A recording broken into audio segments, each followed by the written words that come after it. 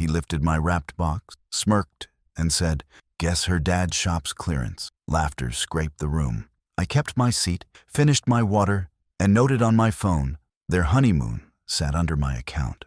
By morning, it wouldn't exist. Before watching the video, please tell us in the comments from where you are watching this video. The rehearsal dinner sat inside a brick restaurant 2 blocks from the courthouse. Candles warming cedar tables and old photos on the walls. I chose the corner seat because corners let you see the whole board.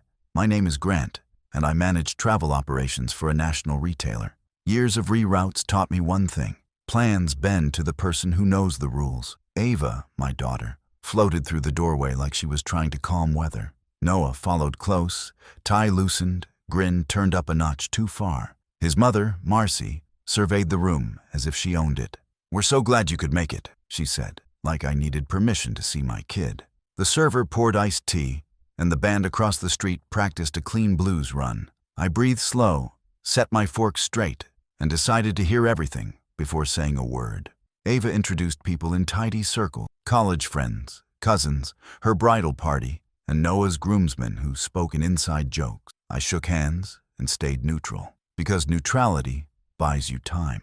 Noah dropped into the chair beside me and hit my shoulder like we were teammates. "Big day tomorrow, coach," he said, smiling wide. "You proud?" "Always," I said, and kept eye contact steady. Marcy leaned over his shoulder. "We appreciate you arranging the travel," she said. "Noah's never flown first class before." "It's not about the seat," I said. "It's about arriving rested." She smiled thin, the kind that files a note for later. Ava squeezed my arm and mouthed, "Thank you," then moved on to check the seating chart. Dinner stayed smooth until the toast practice turned sloppy. The groomsman passed a phone with bullet points that sounded like a podcast. "Keep it short," I said, friendly but firm. "You'll like the photos better."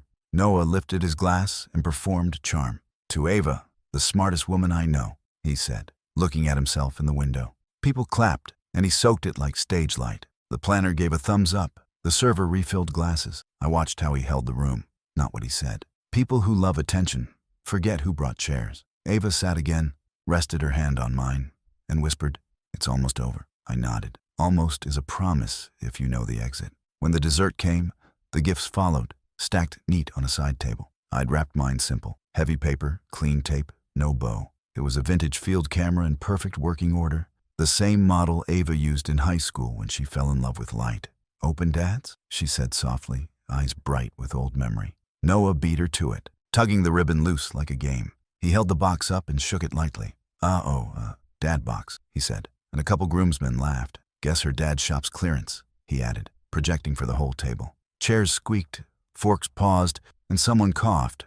Ava's face didn't move, but her shoulders did. Marcy smiled into her napkin. A smile meant for allies. I tasted metal, swallowed it, and set my napkin down square. I didn't correct him, and I didn't defend the box. I watched reactions like I was timing a connection at O'Hare. "Open it," Ava said, careful and even. Noah ripped paper, saw the camera, and blinked. "Oh," he said softer. "It's old. It's calibrated," I said, "and it still tells the truth." "We'll get it digital," Marcy said quickly, "for the honeymoon content." "You'll want both," I answered, still calm. Ava lifted the camera like a friend and looked through the viewfinder. "It's perfect," she said, voice level. Noah shrugged, recovered the grin, and raised his glass again. "To vintage," he said, "and to modern budgets." The laugh returned, thinner this time. I smiled small and let it pass. I paid attention to the way the room reset. Ava's bridesmaids surrounded her like good defense, turning conversation to the playlist. The planner checked tomorrow's timeline and repeated, "No speeches longer than 2 minutes." Noah's friends joked about airport lounges like they were amusement parks. Marcy asked the server for sparkling water and a lemon wedge that arrived with a little bow on top. I finished my tea and tested the story in my head for gaps. The honeymoon itinerary sat on an elite status account I managed for work. Traveler of record? Me. Guests? Ava and Noah. Refund window still open on airfare. Hotel prepaid by points that returned to the owner. Access codes only I knew. I didn't need volume. I had leverage, and leverage feels best when you don't have to announce it. When the plates cleared, I stood and hugged Ava. "You okay?" I asked quietly. "I'm fine," she said, "which means we'll discuss later." "I love you," I said. "I know," she answered, and her eyes stayed steady. Noah came in for a shoulder clasp I didn't return. "No hard feelings, coach," he said, grin locked back in place. "We're family tomorrow." "Family keeps respect public," I said.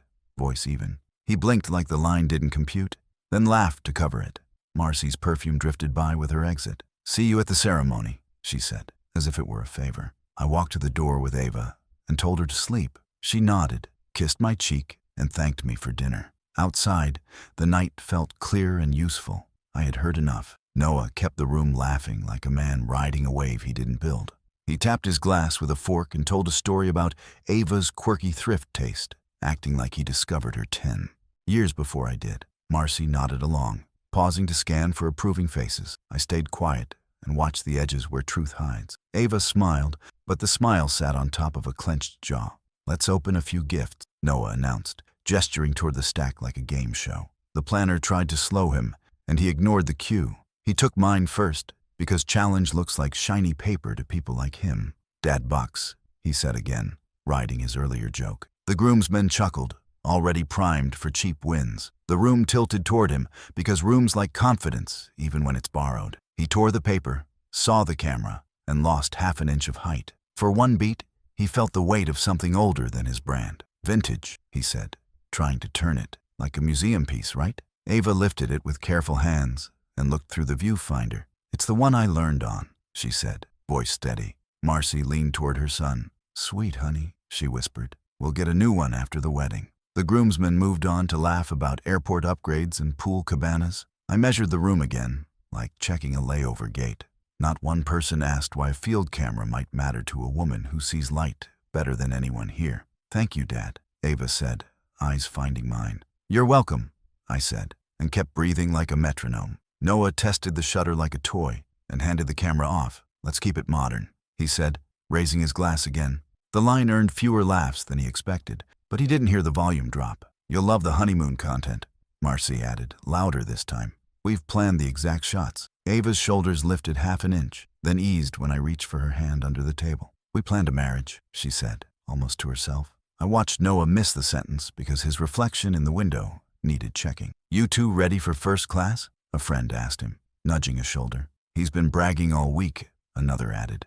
Noah grinned and pointed toward the ceiling, like upgrades fall from clouds for being charming. I didn't correct them. I didn't need to. The planner tried to regain order. "Last toasts, then we wrap," she said gently. A bridesmaid stood and spoke for 30 clean seconds, landing on kindness, not punchlines. Noah followed with a longer story about elevating Ava's brand, which made 3 aunts trade glances. "We're a power couple," he finished, smiling at his own headline. The room clapped out of habit, which is different than respect. Ava squeezed my fingers once under the table, a quiet Morse code we've used since soccer games. "It's fine," she whispered. "Let him have his stage." I nodded because stage time is a cheap commodity. I wasn't here to fight for a microphone.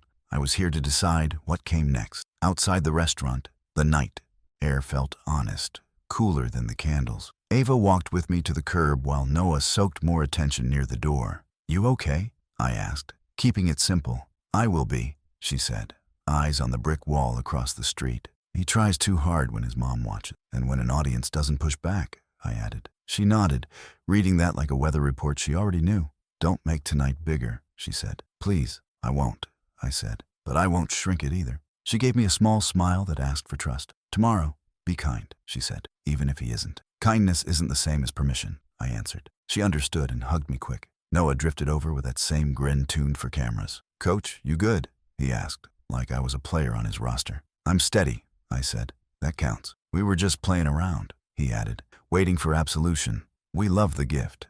"You'll love it more when photos outlive trends," I said. He shrugged, then slapped his pockets for his keys, like a man searching for a thought. "Big day tomorrow," he said. "Let's keep the surprises minimal." "Agreed," I replied. "Surprises belong in airports, not vows." He laughed without catching the point. Marcy called from the sidewalk. "Noah, let's go." He jogged back, still waving. Ava squeezed my arm once more. "Good night, Dad," she said. "Sleep," I answered. She nodded and walked toward a future that still had time to choose a lane. I drove home without music because quiet helps decisions harden. I wasn't angry. Anger makes sloppy plans. I was clear. Respect is the currency of family rooms, and he had spent counterfeit tonight. My leverage didn't need fireworks or threats. It lived in a booking that existed because I created it and could uncreate it within policy. No debate, no speeches, Just a switch from yes to no, under rules he never bothered to learn.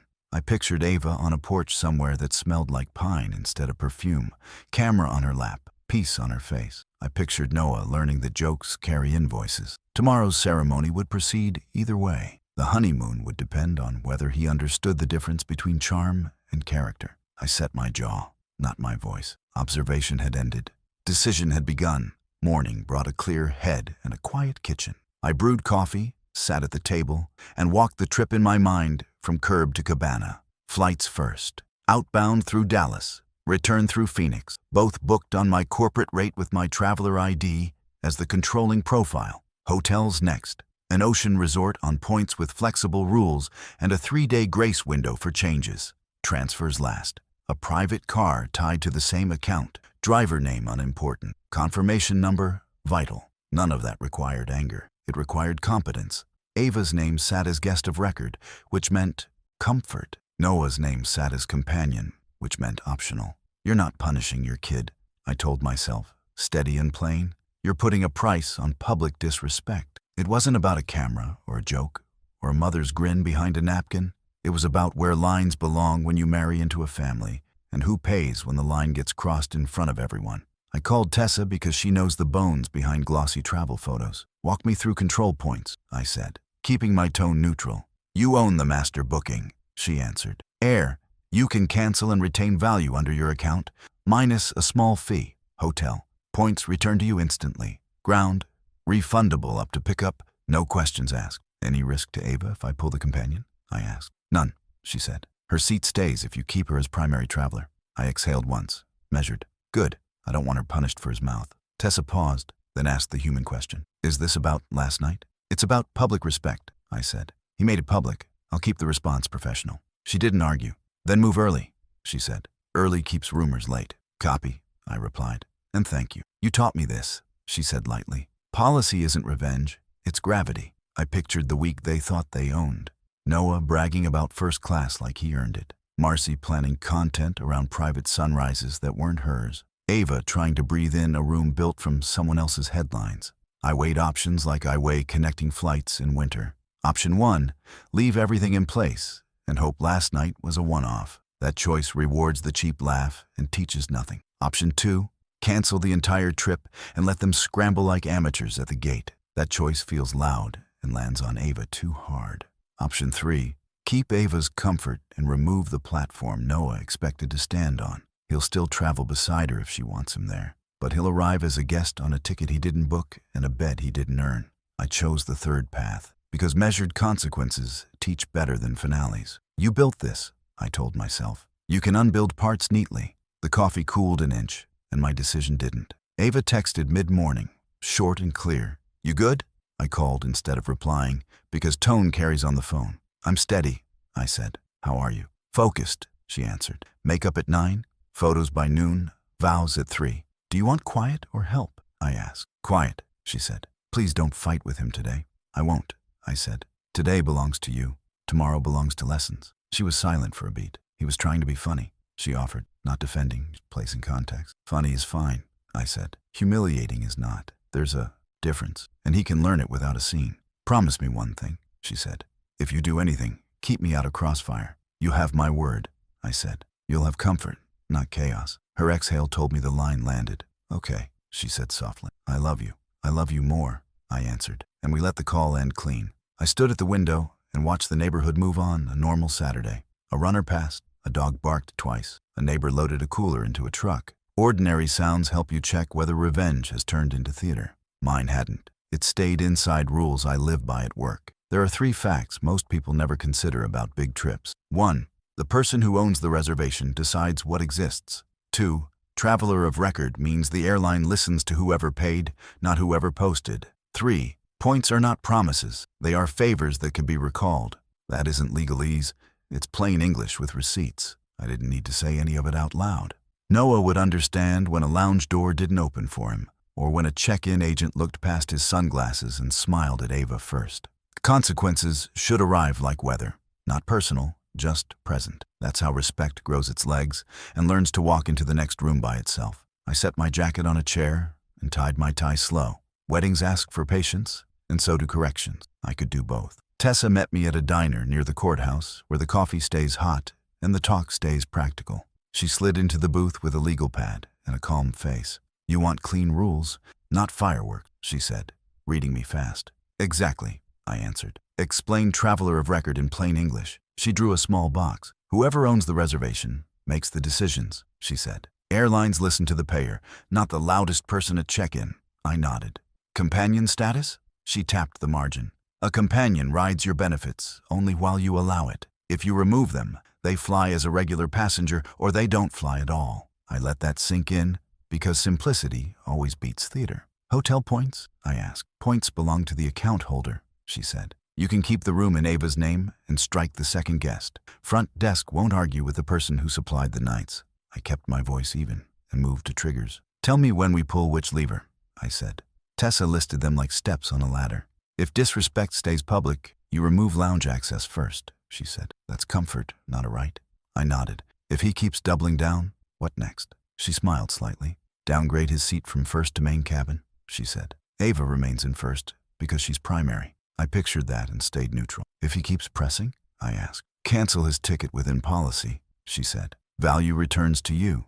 You keep Ava's flight intact." I considered and asked the only hard question. "What if Ava wants him beside her?" "Then keep him on," she said. "But you set terms. Respect in public, silence on social media, and no jokes at family expense." I breathed once and nodded. "Hotel triggers?" She kept it tight. "Strike his name if needed. Keep the room for Ava. Add a second key later if behavior changes. Security will follow your direction because you're the payer." I let the plan rest in my head, like a map that finally matched the road. I asked about legal tone because tone decides whether a correction lands as instruction or blood sport. "No threats," she said. "Use sentences with verbs that close doors, not open fights." I repeated them back to test the weight. "I control this reservation," I said. "Lounge access is revoked due to public disrespect. Your seat has been changed. Your behavior determines the next step." Tessa nodded. "Short, provable, and boring," she said. "Boring wins." I looked out the window and watched a couple cross the street with flowers. "He wants to be the show," I said. "Then give him nothing to play against." She closed the pad. "You already have what you need," she said. "When do you act?" I sat with it a moment. "After the ceremony," I answered. "I won't hit the day on her." "Good," she said. "Mercy is policy too." I paid the check, and she squeezed my elbow once. "Grant," she added gently, "if he apologizes in public, reward it. Move one lever back. People learn faster when the door can open again." I nodded because a door with hinges beats a wall with paint. Back at the car, I rehearsed the exact sequence like a pilot before takeoff. First lever. Pull his lounge guest privilege the moment the reception starts if he tries another joke with her name attached. That teaches quiet without drama. Second lever. If he keeps performing, downgrade his seat while keeping Ava's comfort untouched. He'll still arrive. He won't arrive spoiled by someone else's work. Third lever. If he escalates with lies or public blame, cancel his ticket within policy and keep Ava's trip whole. Hotels stay the same. Her room stands. His access follows behavior. Ground ride remains for her. He can order his own if he needs noise. None of this required speeches. It required boundaries carried out with a steady hand. I called Tessa once more for the last check. "Any risk of blowback?" I asked. "Only from pride," she said. "Airlines, hotels, and drivers follow the person who pays. Keep receipts and speak in nouns and verbs." I thanked her and ended the call with a clear chest. This wasn't vengeance. It was a lesson. Public mockery has a cost, and today's balance due would be paid in comfort, not drama. I adjusted my tie, thought about Ava's quiet strength, and drove toward the venue ready to play instructor, not audience. By sunrise, the house was still. The ceremony wasn't until afternoon, and that gave me the window I needed. I opened my laptop, logged into my corporate travel portal, and went through the checklist twice before touching a single key. I wasn't improvising. I was following procedure. Every rule had been built for people who forget manners in public. Noah had just volunteered to test them. The airline dashboard showed their booking neatly stacked. Ava's name first, Noah's second, my account the controlling line. Step 1 was subtle. Revoke his guest status from my lounge access. One click, no confirmation call needed. His boarding pass would still scan, but the door at the airport lounge would blink red instead of green. Policy, not revenge. Step 2 required a drop-down menu that only travel managers see. Seat reassignment. Companion fare. I moved his ticket from 2A to 22C, a middle seat near the rear lavatory. Ava stayed in 1A, window first class. Nothing dramatic, just accurate hierarchy. People should travel in the order they earn it.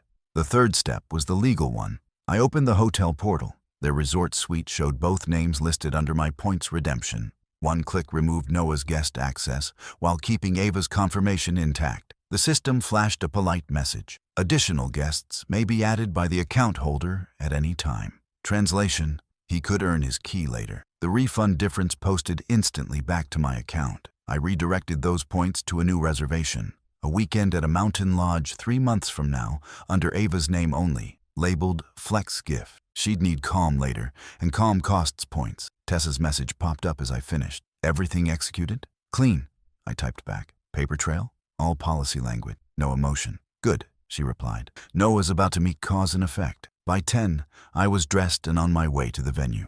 The air felt sharp, the kind that keeps decisions crisp. I arrived early enough to see the staff setting chairs and string lights. Ava was inside with her bridal party, calm but concentrated. Noah stood with his groomsmen near the bar, laughing too loud. When he saw me, he gave the same grin as always. "Coach," he said. "We good?"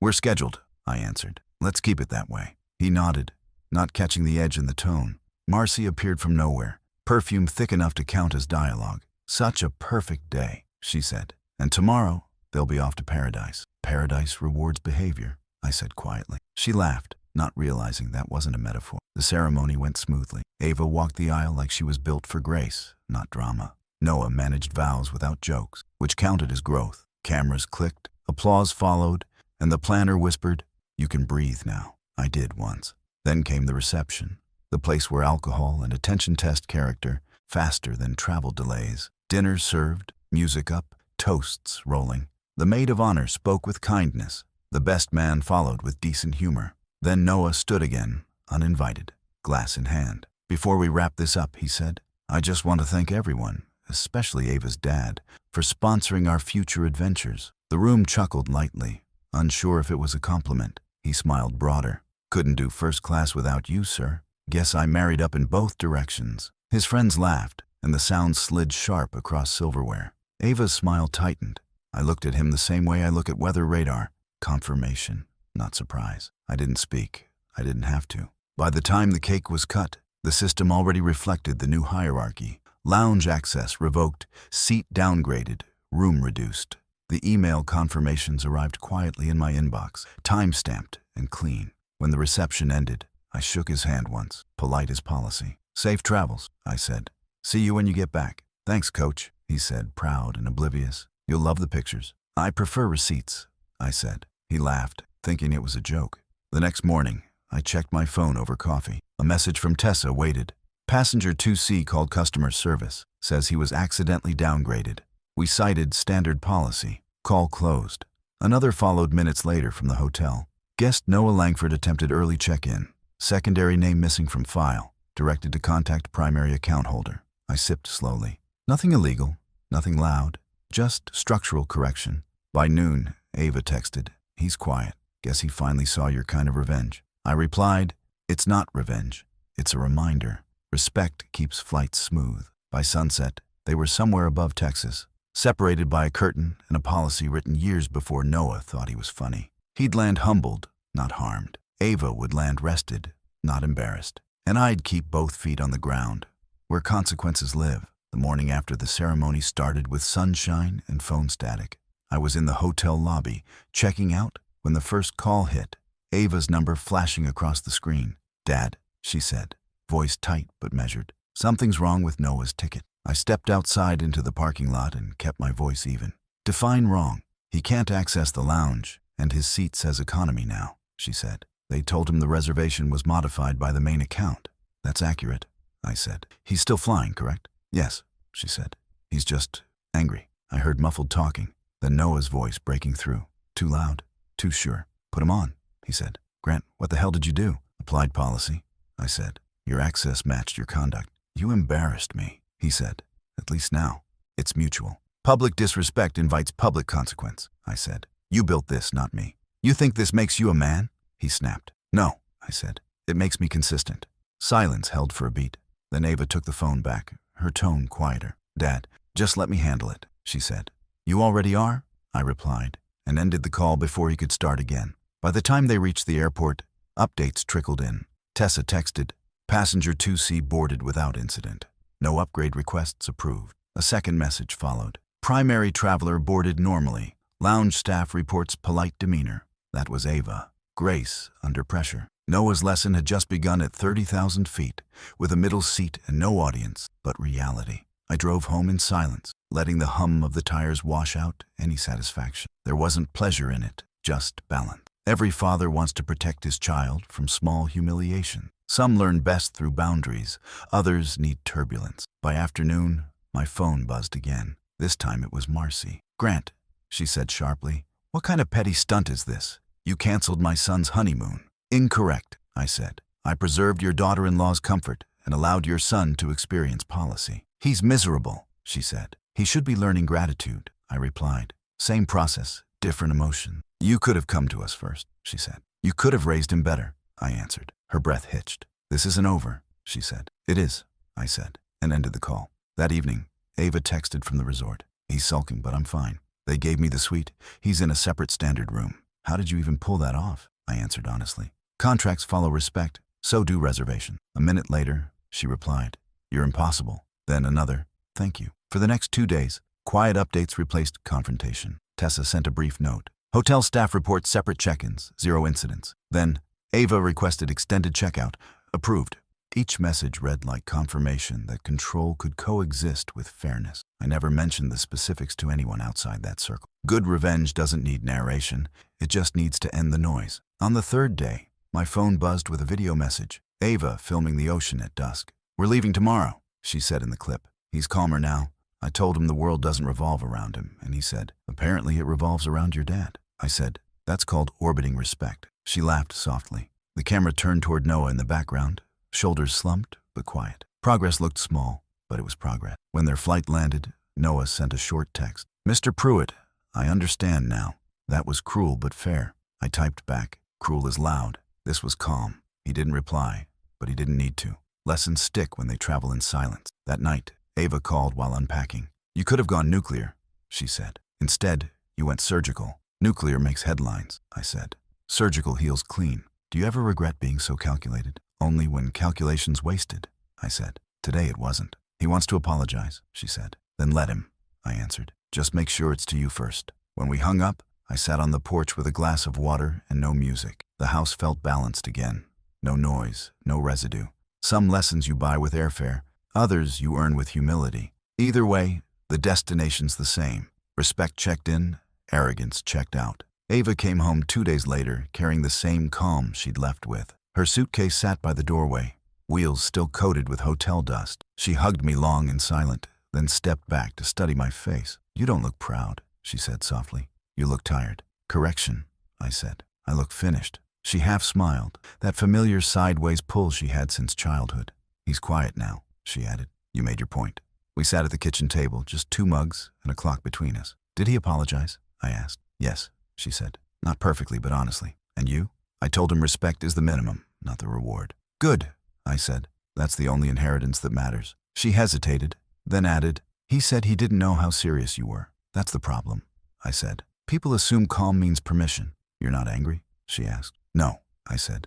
"I'm protective. Anger burns. Protection preserves." "You really canceled everything?" "Not everything," I said. "Just his comfort. Yours stayed untouched." She leaned back, eyes narrowing. "You've been doing this my whole life, haven't you?"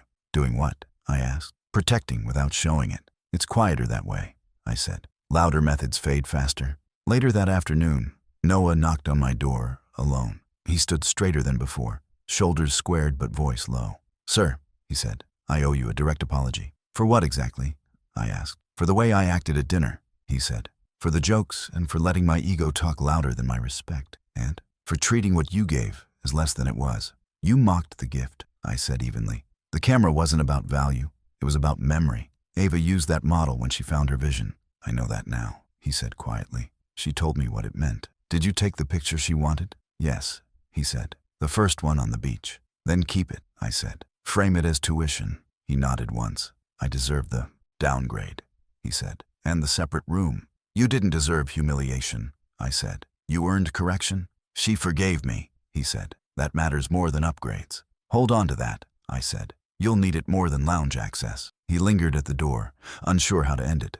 You think I can earn your trust back? He asked. You start by respecting her publicly, I said. Not me. I can do that. Then do it quietly, I said. The noise already failed you once. He nodded, exhaled, and left without shaking hands. That was fine. Trust doesn't start with touch. It starts with distance. Ava joined me later in the living room. He handled it, she asked. He did, I said. He'll handle it again if he forgets. You think we'll be okay? You will, I said.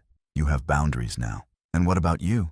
I've done my part. You ever feel lonely after being right? She asked softly. Every time, I said. But it beats being quiet when I should have spoken. She smiled, reached for my hand, and we sat in the steady quiet that follows the storm you controlled instead of escape. The next morning, I received one last email from Tessa. Final receipts processed, all accounts balanced. No notes, no attachments, just closure written in corporate format. I closed it and felt a weight shift off the day. Protecting Ava didn't require permission, applause, or witnesses, just timing, precision, and the kind of calm that teaches louder than anger ever could. Sunday brunch after the wedding felt like a test disguised as eggs and coffee. The restaurant was the type with chalkboard menus and staff who remember names. Our table stretched along the windows, sunlight cutting clean lines across plates. Ava sat centered, calm again, with the camera in her tote. Noah arrived late, posture careful, eyes scanning for safe ground. Marcy came in crisp and fragrant, already choosing her angle. Cousins waved, friends leaned, and small talk tried to cover last week's noise. I watched the edges, because edges tell the truth first. Nobody mentioned upgrades, lounges, or content. That silence felt like progress, measured and real. The server poured coffee and asked about sides. Hash browns, extra crispy, Ava said, steady as a metronome. Noah lifted the menu like a shield, then set it down. Same for me, he added, looking at her, not the room. Marcy cleared her throat and smiled at the far cousin. What a whirlwind, she said brightly. Weddings, right? Nobody bit. A groomsman tried a joke, then thought better of it. Ava glanced at me and rubbed the tote strap with her thumb. We're good, she said softly, mostly for me. I nodded once and stayed in my lane. Brunch works better when people choose fewer lanes. Midway through, the toasts started without microphones or schedules. A bridesmaid thanked Ava for kindness. During finals week, which pulled real smiles, an uncle praised the venue and stopped before he reached opinion. Noah stood, hands open, no glass raised. I made mistakes, he said simply. Not jokes, mistakes. The room quieted like a stage before the lights. I'm sorry, Ava, he continued. I made you smaller in front of people who should have seen you clearly. She met his gaze and didn't rush the reply. Public apology accepted, she said, even and kind. Marcy blinked like a camera facing sudden sun. Progress announced itself without hashtags. Marcy tried to steer the story back to charm because defense often looks like sparkle. It's all nerves, she said lightly. We were overwhelmed. Ava kept her eyes on Noah. We weren't overwhelmed, she said. We were off balance. Noah nodded, owning it before his mother could add fluff. I won't perform our life, he said. I'll live it. A cousin clapped once, then stopped, embarrassed by the sound. I let the moment breathe because breath sets tone better than speeches. The server refilled coffee like he'd seen this movie and liked the new edit. Marcy reached for her water and chose silence over rescue. That choice mattered more than anything she'd said all year. After plates cleared, people split into small circles that told separate truths. A groomsman cornered me near the door, voice low. He really got humbled, huh? He said. He really got corrected, I answered. There's a difference. The planner walked by, winked, and whispered, 2-minute speeches save families. Ava's college friend asked about the camera and leaned in close. You gave her the right kind of weight, she said. It anchors the day. I didn't explain the model or the shutter. I didn't need to. Noah shook hands with an aunt he'd annoyed once. I'll earn being here, he told her. Start now, she replied, smiling kindly. Rules sounded better from someone who would hold you to them. Outside, sunlight made the sidewalk look new. Marcy caught up to me by the curb, voice lower than usual. You humiliated him, she said. No, I answered. He did that to himself. I just removed the cushion. She studied my face like a judge trying to find a loophole. You're not going to keep punishing him, are you? I'm not punishing anyone, I said. I'm protecting boundaries. He can step inside any time he respects them. She exhaled slowly, then nodded once, surprised by her own understanding. Ava looked stronger today, she said, almost impressed. She is stronger, I replied. We just cleared the stage long enough to see it. Marcy didn't argue. That was new. We walked back toward the group as people hugged and drifted to cars. Noah approached, hands steady now, with Ava beside him. We're hosting a small dinner next week, he said. No speeches, no audience. Dad, will you come? If Ava asks, I said. She turned to me and smiled. Please do, she said. I want ordinary more than perfect. Ordinary holds, I replied. Noah took a breath like a diver learning shallower water. I'll bring dessert, he added. Something humble. Pie works, I said. Pie doesn't pretend to be cake. Ava laughed, quick and light, and the sound landed clean. We said goodbye and crossed the lot, the day tilting toward ordinary at last. On the ride home, stoplights caught me thinking about the difference between a spectacle and structure. Spectacle burns quick and leaves smoke. Structure shifts weight and stays. Noah didn't need a speech. He needed friction. Marcy didn't need a rival. She needed a boundary. Ava didn't need rescue. She needed room. My role was never hero or judge. My role was the quiet rail that kept the train from tipping while everyone relearned the track. That work ends when people steer on their own. It looked like they finally might. At home, Ava texted a single photo taken with the field camera. She stood under a maple, sunlight cutting a soft line across her cheek. Noah was beside her, smaller in the frame, but present and real. The caption read, "No filters, just us." I stared at it longer than I expected, feeling the calm that follows honest repair. Weddings end after the aisle. Marriages begin when the jokes stop needing an audience. Respect finally had a seat at the table. That seat wasn't padded, but it was solid. The private room sat behind the diner's kitchen, quiet except for plates sliding on steel. Ava asked me to come early. Noah and Marcy arrived exactly on time. He wore a plain shirt and looked like a person instead of a caption. She wore careful calm, the kind that cracks if pushed. I stayed seated and let them choose chairs first. "Thank you for meeting," Noah said, voice low. "I owe you both more than brunch gave." Marcy folded her hands and tried to smile. "We all want peace," she said. "We're family now." "Family is public respect," I said, "and public repair when respect breaks." The server left water and closed the door with a soft click. Noah leaned forward with elbows off the table like a student ready to listen. "I mocked your gift," he said plainly. "I made Ava small to get a laugh. I'm sorry." He turned to his mother before I could speak. "And you coached it," he added. "You smiled when I did it." Marcy's chin lifted half an inch. "I was nervous," she said. "Nerves aren't a defense," I said. "They're a description." She looked at the table and exhaled. "I'm sorry too," she said quietly. "I wanted a perfect story. I forgot about people." The room stilled because that sentence mattered. Ava's hand slipped into mine under the edge of the table. One squeeze, then gone. I kept my tone even and moved to the reason we were there. "You learned that comfort follows behavior," I said, to Noah. "Now we set terms so the family isn't a constant fix-it shop." He nodded without flinching. "Say them," he said. I held up one finger. "No jokes at family expense, ever, in public or private." He nodded. "Agreed." Second finger. "Social media is not a court. No subtweets, no like if you know games." He swallowed and nodded again. Third finger. "Ava's voice is the first and last word on your shared plans. Not mine, not your mother's." Marcy started to answer, then closed her mouth and nodded once. He asked for a pen like he meant it, then stopped and looked at me. "I don't need paper," he said. "I need practice." I believed him more when he didn't perform that line for effect. "There's one more," I said. "Money and travel. If I help, it's for Ava's comfort, not your brand." "Understood," he said. "I'll never assume again." "And if you want something," I added, "you ask her, not me. She brings it to me, if she wants to." He absorbed that as if it were a foreign rule he could finally translate. Marcy lifted her eyes and tested the boundary with caution. "And if I think you're being unfair, you'll think it silently," I said. "Then you'll ask your son, not me." She almost smiled, surprised by the clarity. Ava cleared her throat and took the floor without raising her voice. "Here's what I need," she said, looking at Noah. "If you mess up in public, fix it in public. If you feel a joke forming, stop and drink water." He nodded. "Water beats words," he said softly. She went on, steady and specific. "No surprise posts. No filming me when I say no. And when I use that camera, you hold the bag and wait." He smiled, not wounded. "I can hold a bag," he said. "I can also shut up." She squeezed his hand, then looked at Marcy. "And you don't plan my marriage," she said. "You plan your calendar." Marcy's face softened in a way I hadn't seen. "Fair," she said. "I will try to be enjoyable company, not management." The server slid in, took orders quickly, and left us with the space we needed. Noah met my eyes. "You could have blown me up," he said. "You didn't." "Explosions scorch good people too," I said. I don't punish crowds. He looked at Ava's tote where the field camera rested. She took a picture at brunch, he said. First one I've seen that didn't make me wish for edits. That's because it told the truth, I said. He nodded, accepting the simple answer. Marcy tried one more angle out of habit. So, we're square? She asked, hopeful. We're not square, I said. We're pointed forward.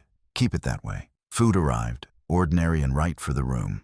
We ate without rushing because silence can be healthy when it isn't hiding something. Midway through, Noah set down his fork. There's one more apology, he said, turning to Ava. I'm sorry I let my mom set the tone for us. Marcy took the hit without defense. That's on both of us, she said. I stepped where I don't belong. Ava nodded once, then kept eating like someone who finally believed her boundaries would hold. Across the table, I felt relief rise, then settle, like a good plane finding smooth air after chop. When the server cleared plates, I stood to leave and kept my line short. You both have what you need, I said. Use it. Noah stood too.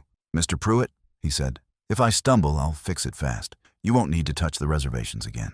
I hope not, I said. I prefer my levers dusty. Marcy surprised me by holding out her hand. Thank you for not making a spectacle, she said. Spectacles are fragile, I said. They break and cut people. She nodded like that sentence would travel with her. Outside the door, the kitchen clattered on, ordinary and unbothered. We stepped into the hallway as 4 people instead of 3 roles. It wasn't pretty, but it was real. And real is the only flight that lands where it should. Ava called on a quiet Thursday evening and asked me to stop by. Their apartment smelled like tomato sauce and sawdust from a bookshelf half-built in the corner. She set 3 mugs on the table and kept her eyes on mine. We're skipping the resort rerun, she said, steady and clear. We want a different start.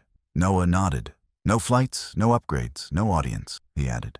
Just a car and a place with trees. I waited for the ask, because choices matter more than plans. Dad, Ava said, do you still know that lodge in the mountains you used for work retreats? I did. Simple cabins, good trails, no service above the ridge, I said. Perfect, she replied. We leave next Friday.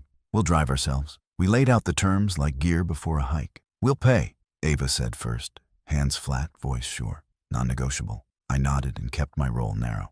I'll only share a suggestion, I said. Not a code, not a discount. Noah leaned forward. Teach me the boring parts, he asked. What keeps small trips from turning into fights? I kept it simple. 1 card for shared costs and 2 personal cards for sanity, I said. Text receipts once a day. Argue exactly never at the register. Ava smiled at the plainness. Mileage log? She asked, half teasing. Only if you want to know where the money truly goes, I said. She glanced at Noah. Let's keep it light, she decided. Cash envelope for gas, everything else we split. I tested the boundaries we'd built last week.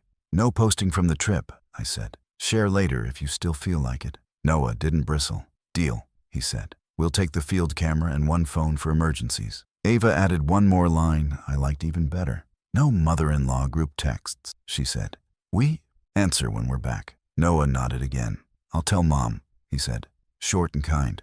We moved to practicals that reveal character the fastest. Sleeping arrangements? I asked, not as a judge, but as a parent. Ava looked me in the eye. We're married, she said, but we're also starting over. 1 bed, 2 alarm clocks. I accepted that sentence because it owned its weight. Saturday afternoon, I met them at the outdoor store on Main. Boots lined the wall like quiet promises. Ava tried a pair, walked the aisle, heel to toe, measuring comfort. These feel like decisions, she said. Noah laced his slowly and didn't ask the clerk for special treatment. I'll break them in before we go, he said. No blisters on day 1. At the counter, he turned to Ava. Your boots, my map, he said. Equal pain, equal choices. She laughed and nodded, then looked at me. You coming up for the first night? She asked. We want a send-off, not supervision. I shook my head. This one's yours, I said. I'll take the second weekend when you invite me. Back at the apartment, we packed the plan into 3 clean steps. Step 1, leave before traffic. Stop at the diner on Route 6. No phones at the table. Step 2, hike the low loop first, not the ridge trail, to find pace before pride. Step 3, set a rule for arguments. Walk 10 minutes in silence before trying to fix anything. Ava wrote those on a sticky note and stuck it inside the camera case. We'll forget them if we don't see them, she said. Noah read them aloud like a pledge and didn't perform it. We needed rails, he admitted, not just hopes. I believed him more for saying it that way. When it came to money, we kept the talk short so it would stick. We built a small prenup before the wedding, Ava said quietly. Simple, fair, and private. I nodded. Good, I said. Add one more line for daily life. No big buys without a 24-hour pause. Noah accepted it without defense. That would have saved me from 2 stupid watches, he said, wry and honest. Ava reached for his hand and squeezed once. Saved me from a lamp I hated, she added. We agreed on one emergency plan, too. If a fight feels too big, call me, I said. I won't take sides. I'll translate. You've been doing that since 10th grade? Ava said, smiling. I'm finally listening. They walked me to the door, like hosts who understood their home. One last thing, Noah said. When we get back, I want you to show me how to book travel without leaning on you. I want to earn the seat I sit in.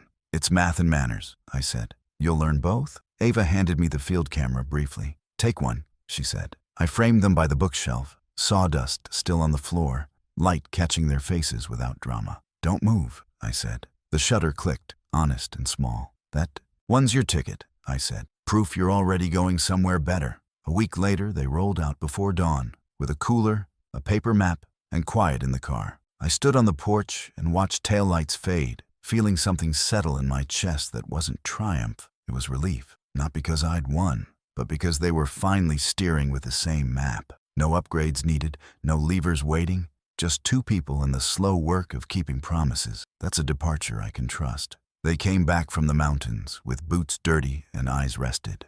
The car pulled in early on a Sunday, and Ava waved from the passenger seat with a grin that didn't need translation. Noah carried a paper bag of apples like peace offerings, not props. We cooked over a real fire, he said, simple and proud. No phones, no posts, no witnesses. Ava lifted the field camera and patted the strap. We took 6 photos, she said. 5 were terrible. 1 was us. I laughed because that sentence said more than any speech. We sat on the porch steps where the wood stays warm after noon. Any fights? I asked. 2, Ava said, smiling. We walked 10 minutes before talking, like you said. Noah nodded and added, the silence fixes half the problem. Words handle the rest. By evening, the living room felt like a house instead of a stage. We ate simple pasta and talked about trails, not content. The low loop humbled me, Noah said, rubbing his calf with mock pain. We tried the ridge the second day, Ava added, turned around at the overlook and called it a win. I watched them narrate without performing, which is rarer than most people think. Marcy called once, and Noah answered kindly but short. We're good, he told her. We'll visit next week. Ava mouthed thank you, and he nodded like the rule belonged to him now. After dinner, they cleaned the kitchen without chore charts, moving around each other like people who planned to do it again. We're learning the boring parts, Noah said. Turns out they're the strong parts. Boring holds, I said. Strong does too. A week later, they hosted that small dinner they promised. No candles, no curated centerpiece, just grilled chicken and a salad with too much lemon. Marcy arrived cautious and left lighter, choosing to ask about hikes instead of upgrades. We saw a fox, Ava said, brightening. It didn't care about us at all. Best moment of the trip. Marcy laughed and said, maybe indifference is peaceful. Noah poured water and left the wine unopened. We're staying sharp this month, he said. Bad jokes travel faster with alcohol. I handed him the apple pie I brought and didn't hover while he cut it. Equal slices, he said. We measure now. Ava touched his shoulder, the small kind of public respect that matters. And he didn't turn it into a bit. The room stayed easy because nobody tried to win it. Consequences still stood where I placed them, but they weren't weapons anymore. The airline points returned to my account and stayed there. The resort suite remained a line item that told the truth without spite. Noah stopped asking for codes and started asking for instructions. Teach me the search, not the shortcut, he said one afternoon. I want to book our anniversary without training wheels. We sat at my table and covered the basics. Flexible fares, change windows, and the difference between perks and rights. It's math and manners, I said. Math gets you there. Manners let you come back. He wrote it down like a rule you don't outgrow. Ava listened, then closed the notebook and grinned. Next trip is a state park and a diner, she said. Our brand is no brand.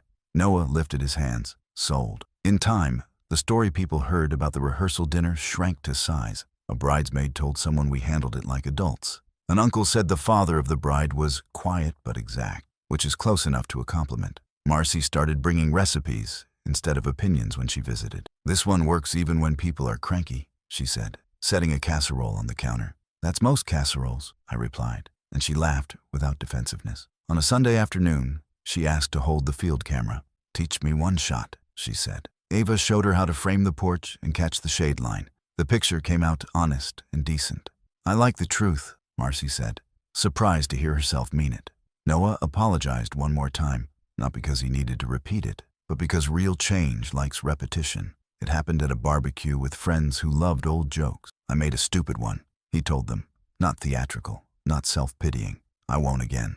They shrugged and passed the chips, because the world moves on when you stop feeding it drama. Ava caught my eye and tilted her head toward the yard. We stood by the maple and listened to wind push through the leaves. You didn't gloat, she said. You just taught him. I corrected the flight path, I said. Landing was theirs. She smiled, soft and sure. Thanks for letting us land. Months later, when their first anniversary approached, Noah sent me an itinerary for review. No upgrades, no lounge demands, just 2 seats together in a modest hotel with real wood doors. Thoughts? He asked. 1, I said. Arrive rested, start kind.